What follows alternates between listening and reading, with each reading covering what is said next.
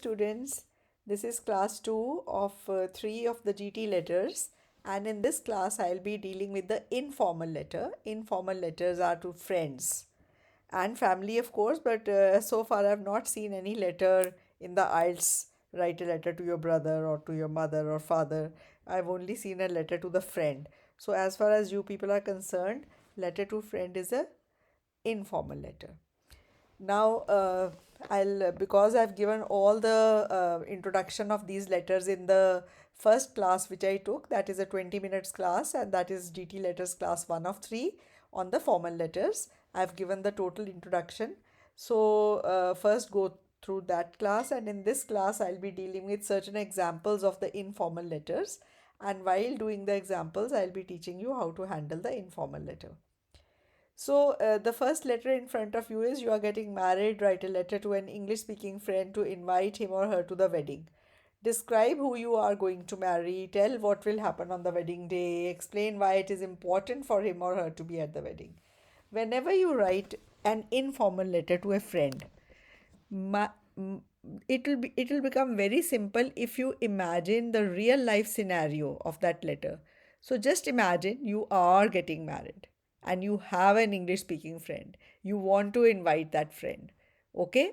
Now, or what all you have to tell your friend in this letter? You have to tell him who you are going to marry. So you'll describe, talk about your fiancé, then tell what will happen on the wedding day, talk about whatever rituals and customs take place on the wedding day. And then you have to think of a reason why it is important for him or her to be at the wedding. Handle all these three points nicely in your essay, and it will be very good. So, dear Sarah, uh, hope this letter finds you in radiant health and the best of spirits. Now, this is one line I use to begin every informal letter. And the main reason is that when I was in college, my grandfather used to write letters to me, and at least 2 or 3 letters a week I used to receive from him, and every letter would begin with this line. And so this is the best line, and it reminds me of my college days also. And uh, uh, and and it is a good line to begin a letter to a friend. So after that, you have to give the purpose to a friend. The purpose should not be I'm writing this letter to tell you about. No, that would seem too formal. So it should look informal. Hope this letter finds you in radiant health and the best of spirits. I'm getting married on 5th March 2024, and I'm writing this letter to formally invite you to the wedding. You are my best friend, and I cannot think of this day without your presence. Please come at least 1 week in advance so that you attend the pre wedding celebrations. So now you have to talk about your fiancé. You are your fiancé. Now look at the spellings of fiancé. Fiance. When the fiancé is a boy, when you are a girl and talking about your fiancé, the end will be single e. But when you are a boy talking about your fiancé, the pronunciation is same, but it ends with a double e. So please note the spellings here. Then you have to see the bullet point over there. Who you are going to marry. My fiancé Tarun Sharma is working with Dell International as a senior web developer. Just think of a story like that. We met at my cousin's wedding 6 months ago, and for the first time, and we had an instant liking for each other. He approached my parents through his parents, and so it is an arranged come love marriage affair. I heard you are doing a research on the Indian tradition and culture. Now you have to cook up a story why it is important for her. You can just write it's important for you to be at the wedding because we've been friends and you are my only friend. You can just give this reason, but I've cooked up this story that you are you are doing a research on this, and therefore it's all the more important for you to attend the wedding. And then what will happen on the wedding day and all that also we have to write. So the pre-wedding celebrations will start on this date. There's the ring ceremony, the lady sangeet and mehendi ceremony, the dupatta ceremony, and finally the great wedding day on the 5th March. Please let me know your itinerary so that I can make arrangements for your stay. Hoping to see you at the wedding. Okay? Yours with love, Kiran. So this is how you end yours lovingly or yours with love and your name. So this is one letter. I am going to do some other explain briefly some other letters also. So here the second letter, a friend from abroad is visiting your country next month. She is planning to stay with you, but you can't accommodate her. Write a letter to her, apologize, tell her the reasons, make alternative arrangements. Now, basically, this is that your friend is coming, she's planning to stay with you. Imagine your friend is actually coming and she wants to stay with you, but you cannot accommodate her. Now, she is your friend and you cannot accommodate her. Imagine a real life scenario. Think of scenario and think of one such reason which will not look bad and which will look very convincing when you tell that to your friend who is coming from abroad, that that is why you cannot accommodate her. You have to think of something very solid for that, and then make alternative arrangements also.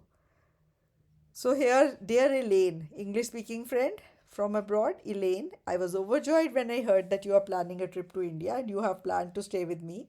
But when I came to know of your itinerary is your when you are coming, how many days you are staying, when you are going back, all that. I felt sad. I am writing this letter to apologize for my inability to accommodate you during that time. My father's open heart surgery has been planned in those days in Delhi, and so I'll not be at home. Now, see, this is a reason I thought of which would look so convincing that she will not mind me not accommodating her. So, imagine real life scenarios, cook up stories around that imagination of yours, and then make the letter. Okay, then reason my father had pain in the chest last week, for which we got an angiography done. He has blockages in two arteries of the heart, and as he's a diabetic, he's not fit for angioplasty, so he needs a bypass surgery and will need hospitalization for 3 weeks. So, if it is possible for you to postpone your trip, it would be great. But in case you have to come in these days only, then my cousin Suman, who is in Delhi, would be happy to accommodate you and show you around. She works in an MNC in Delhi but can take days off during your visit. Alternatively, I could plan a sightseeing tour for you through Pack Travels, which is a domestic tour operating company. As your visit is only for 10 days, they could plan a tour to Rajasthan, which would be very exciting for you. Do let me know at the earliest what you would prefer so that I can make the arrangements accordingly. Looking forward to hearing from you soon. Now, here, this one point I would like to tell you that after the word to, we do not use the ing form of the verb, but looking forward to as a phrase. Looking forward to seeing you soon, looking forward to hearing from you soon. After this phrase, the verb will carry an ing form. So this will create an impression. You can write this, looking forward to hearing from you soon. Yours lovingly, Kiran. Yours, Y capital, and then lovingly. I usually write like that. Your friend wants to send her or his children to your house for the weekend. Write a letter to him. Agree to this arrangement. Say what time is suitable for you. Describe what you are planning to do.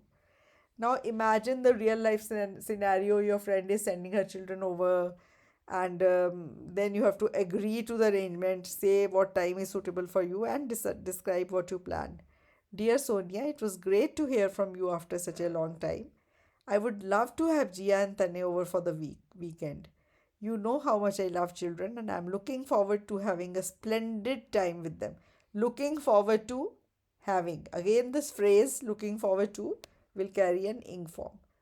So these days I'm on morning shift, so you can drop both of them at any time after 2 p.m. on Friday. Let me know their favorite dishes so that I can prepare them in advance and then spend all the time with them. I have planned many things for them. Friday evening will be movie time. There is very nice animation movie, Pete's Dragon, which they would love. On Saturday, I'll take them to Hardy's World, which is a famous fun park where there are many rides for children. I'm sure they will enjoy that too. On Sunday morning, I'll take them to a mini zoo, which is in Chandigarh. Hoping to see them soon. Yours lovingly, Kiran. So this is another letter. Then another example. You recently won a photography competition and your photo is going to be shown in an exhibition. Invite your friend for the exhibition. Please describe competition and prize about the photograph. Invite your friend. Now, here again, imagine a real life scenario. You have to talk of one such photograph which would be, really worth an exhibition. Talk about that, then, invite her over for the exhibition and tell her about the prize. So basically, I'll not read out all these. I'm sharing this file with you. But you can see that all formal letters are like that. You have to imagine real life scenarios and write accordingly. These 10 letters I've taken out from my book. For this video, you can go through all these 10 letters. And these are actual past exam letters, which have been compiled over the last, you can say, um 17 years, ever since 18 years, ever since I started teaching. And I used to you know literally pester my students to send me the tasks they got in the exam after they came out of the hall. And so this collection was complete by, I think, 2012-13. Since then I've been adding whatever new letters I've come across in the IELTS exams. But all these, you might see any one of these letters. Just take hints from the letters I've written. You should write your own. It should be your story, okay? But think of a real life situation, real life scenario, and then write the IELTS letter. It will never be wrong, okay? And look into the small mistakes. So this is another letter. Your friend bought tickets to the theater for both of you. Write a letter why you cannot go to the theater, apologize, explain the situation, tell him what he can do with the extra ticket. Then this is another letter. Write a letter to a friend who is looking for a part time job to support his studies. You have come to know about a job which would be just right for him.